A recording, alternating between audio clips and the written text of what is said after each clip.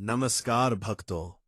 शनि देव की कृपा पाने और जीवन के कष्टों को दूर करने के लिए शनिवार व्रत कथा का बहुत महत्व है। आज के इस वीडियो में हम पूरी श्रद्धा के साथ इस पावन कथा का श्रवण करेंगे। वीडियो को अंत तक जरूर देखें, क्योंकि अधूरा ज्ञान कभी फलदायी नहीं होता। कहते हैं कि जो व्यक्ति नियम और सच्ची श्रद्धा से शनिवार का व्रत करता है, शनिदेव उसके जीवन के सभी अंधकार मिटाकर खुशियों का उजाला भर देते हैं। चलिए शुरू करते हैं आज की पावन कथा। भक्तों, अगर आपको ये कथा पसंद आई हो तो इस वीडियो को लाइक करें और अपने प्रियजनों के साथ शेयर करना ना भूलें, ताकि उन्हें भी शनिदेव का आशीर्वाद मिले। ऐसे ही धार्मिक वीडियो और कथाओं के लिए हमें अभी फॉलो करें। जय शनिदेव। शनिवार व्रत के बारे में। शनिवार का व्रत ग्रह दोषों से मुक्ति दिलाता है। शनि की साढ़ेसाती खत्म होती है और आप अपने जीवन में आगे बढ़ते रहते हैं। मगर क्या आपको शनिवार व्रत के पीछे की कहानी मालूम है? क्या आपको पता है कि शनिवार का व्रत क्यों किया जाता है? आइए इस आर्टिकल में हम शनिवार व्रत से जुड़ी कथा को जानते हैं। 1. शनिवार व्रत कथा। शनिवार व्रत कथा। एक समय स्वर्गलोक में सबसे बड़ा कौन है? इस प्रश्न पर सभी 9 ग्रहों में वाद विवाद हो गया। इस पर फैसला करने के लिए सभी 9 ग्रह राजा इंद्र के पास पहुंचे और बोले, हे देवराज, आज आपको यह फैसला करना होगा कि हम में से सबसे बड़ा कौन है। ये प्रश्न सुन देवराज इंद्र उलझन में पड़ गए और उन्होंने इस पर फैसले को लेकर असमर्थता जताते हुए सभी नवग्रहों को पृथ्वीलोक के राजा विक्रमादित्य के पास जाने का सुझाव दे दिया। सभी ग्रह भूलोक के राजा विक्रमादित्य के दरबार में पहुंचे और राजा विक्रमादित्य से अपने प्रश्न का जवाब पूछा, जिसको सुनकर राजा विक्रमादित्य भी कुछ देर के लिए परेशान हो उठे, क्योंकि सभी ग्रह अपनी अपनी शक्तियों के कारण महान थे। किसी को भी छोटा या बड़ा कहना उनके लिए परेशानी का कारण बन सकता था। तभी अचानक राजा विक्रमादित्य को एक उपाय सूझा और उन्होंने अलग अलग धातुओं जैसे सोना, चांदी, कांसा, तांबा, सीसा, रांगा, जस्ता, अभ्रक और लोहे के 9 आसन बनवाए। सबसे आगे सोना और सबसे पीछे लोहे के आसन को रखा गया। राजा ने सभी देवताओं को अपने अपने आसन पर बैठने को कहा। राजा विक्रमादित्य ने कहा, जो जिसका आसन हो ग्रहण करे। जिसका आसन पहले होगा वो सबसे बड़ा और जिसका आसन बाद में होगा वो सबसे छोटा होगा। चूंकि लोहे का आसन सबसे पीछे था, इसलिए शनिदेव समझ गए कि राजा ने मुझे सबसे छोटा बना दिया है। इस फैसले से शनिदेव नाराज होकर बोले, हे राजन, तुमने मुझे सबसे पीछे बिठाकर मेरा अपमान किया है। तुम मेरी शक्तियों से परिचित नहीं हो। सूर्य एक राशि में 1 महीने, चंद्रमा 2 महीने 2 दिन, मंगल 1.5 महीने, बुध और शुक्र 1 महीने, बृहस्पति 13 महीने रहते हैं। लेकिन मैं किसी भी राशि पर 2.5 वर्ष से लेकर 7.5 वर्ष तक रहता हूं। बड़े बड़े देवताओं को मैंने अपने प्रकोप से पीड़ित किया है। अब तू भी मेरे प्रकोप से सावधान रहना। इस पर राजा विक्रमादित्य कहा, जो कुछ भाग्य में होगा देखा जाएगा। कुछ समय बाद जब राजा विक्रमादित्य पर 7.5 की दशा आई तो शनिदेव ने घोड़े के व्यापारी का रूप धारण किया और बहुत से घोड़ों के साथ विक्रमादित्य की नगर पहुंचे।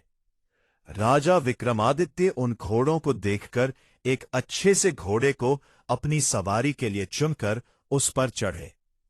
राजा जैसे ही उस घोड़े पर सवार हुए, वो बिजली की गति से दौड़ पड़ा। तेजी से दौड़ता हुआ घोड़ा राजा को दूर एक जंगल में लेकर चला गया और फिर वहां राजा को गिराकर गायब हो गया। राजा अपने नगर लौटने के लिए जंगल में भटकने लगे, लेकिन राजा को कोई रास्ता नहीं मिला। राजा को बहुत तेज भूख प्यास लगी थी।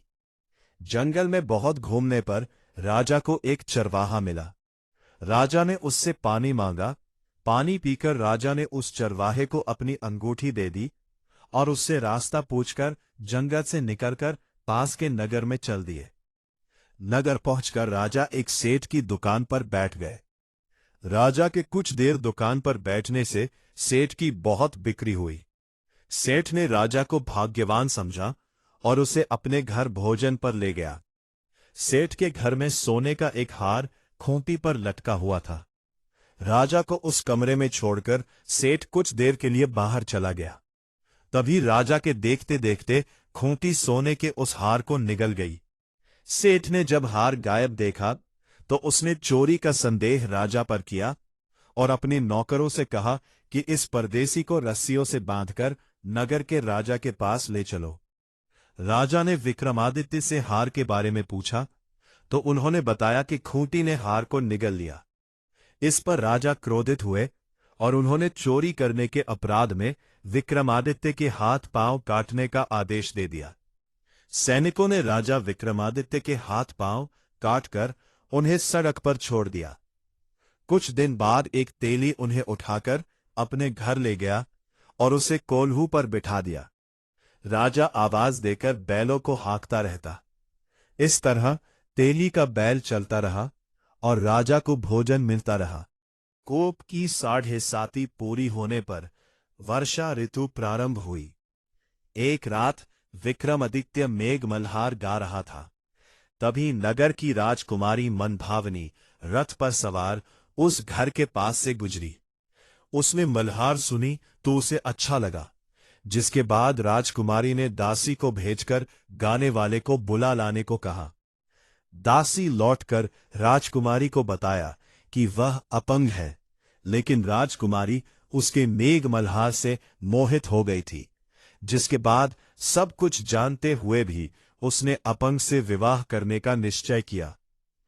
राजकुमारी ने अपने माता पिता से जब यह बात कही तो वह हैरान रह गए। उन्होंने राजकुमारी को बहुत समझाया, लेकिन राजकुमारी ने जिद नहीं छोड़ी और प्राण त्याग देने की बात कही। आखिरकार राजा रानी ने विवश होकर अपंग विक्रमादित्य से राजकुमारी का विवाह कर दिया। विवाह के बाद राजा विक्रमादित्य और राजकुमारी तेली के घर में रहने लगे। एक रात स्वप्न में शनिदेव ने राजा से कहा, राजा, तुमने मेरा प्रकोप देख लिया। मैंने तुम्हें अपने अपमान का दंड दिया है। इस पर राजा ने शनिदेव से क्षमा मांगते हुए कहा, हे शनिदेव, आपने जितना दुख मुझे दिया है अन्य किसी को ना देना और मुझे माफ कर दे।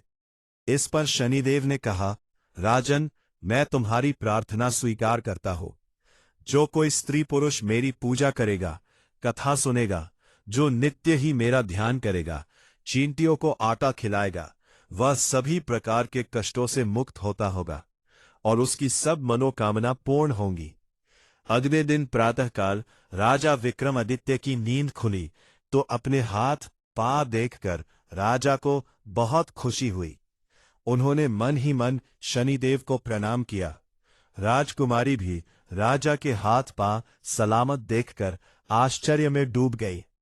तब राजा विक्रमादित्य ने अपना परिचय देते हुए शनिदेव के प्रकोप की सारी कहानी सुनाई। इधर जब सेठ को इस बारे में पता चला तो वो दौड़ता हुआ आया और राजा विक्रमादित्य के चरणों में गिरकर क्षमा मांगने लगा। राजा विक्रमादित्य ने उसे क्षमा कर दिया, क्योंकि वो जानते थे कि यह सब तो शनिदेव के प्रकोप के कारण हुआ था। सेठ राजा विक्रमादित्य को पुनः अपने घर ले गया और उसे भोजन कराया। भोजन करते समय वहां सबके सामने उसी खूंटी ने हार उगल दिया। सेठ ने भी अपनी बेटी का विवाह राजा के साथ कर दिया और बहुत से स्वर्ण आभूषण, धन आदि देकर राजा को विदा किया। राजा विक्रमादित्य राजकुमारी मनभावनी और सेठ की बेटी के साथ अपने नगर वापस पहुंचे तो नगरवासियों ने हर्ष के साथ उनका स्वागत किया। अगले दिन राजा विक्रमादित्य ने पूरे राज्य में घोषणा कराई कि शनिदेव सब ग्रहों में सर्वश्रेष्ठ है। प्रत्येक स्त्री पुरुष शनिवार को उनका व्रत करे और व्रत कथा अवश्य सुने।